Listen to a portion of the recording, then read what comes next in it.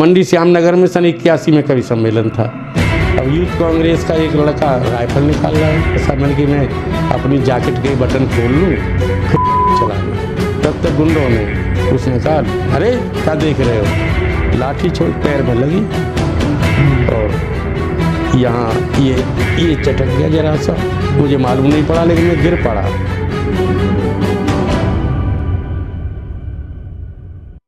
वह एक बड़ा आपसे चर्चित वाकया है कि मंच पर आपके साथ बड़ा दुर्घटना हुई और कुछ लोगों ने बड़ी अभद्रता की। क्या है वो?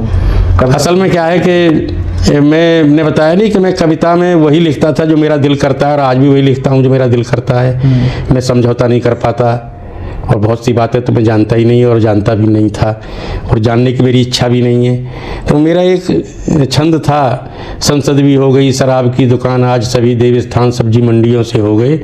उसमें एक अंतिम पंक्ति आती है, देर से ही सही पर कहा तो सही किसी ने भारत के कुछ नेता, और जनता बोल देती थी फिर आगे से हो गए। अब इसमें किसी का नाम तो है नहीं, भारत के कुछ नेता है तो जिनकी समझ में जैसा आ जाए। तो मंडी श्यामनगर में सन 81 में कवि सम्मेलन था। अब यूथ कांग्रेस का एक लड़का राइफल निकाल लाया, बोले हमें मालूम है तू क्या पढ़ेगा और ऐसा पढ़ेगा तो ये कर देंगे वैसा। मैंने कि मैं अपनी जैकेट के बटन खोल लूँ फिर गोली चला। अच्छा, ये मुझे ध्यान क्यों आया बटन खोलने का? एस.एन. दुबे जी प्रिंसिपल थे, doctor SN. Dubey Agra college के प्रिंसिपल थे वो, और उन पे जब बहुत नियमानुसार चलते थे अनुशासन से, उन्होंने किन्हीं विद्यार्थियों को एडमिशन नहीं दिया तो आकर के बोले क्या गुरुजी हम हमारा एडमिशन हो जाए, पिस्टल तान दी। उन्होंने कहा मैं कोट के बटन खोल लूँ तब चलाना। सोई फिर वो पैरों में गिर गए, वही मुझे याद था। तो वहाँ मेरे एक साथी क्लास फेलो खड़े थे, जयपाल सिंह भाटी, उन्होंने उसमें पीछे से चांटा मारा और जब आयोजन समाप्त हुआ तो फिर माफ़ी मंगवाई, पैर छुआए।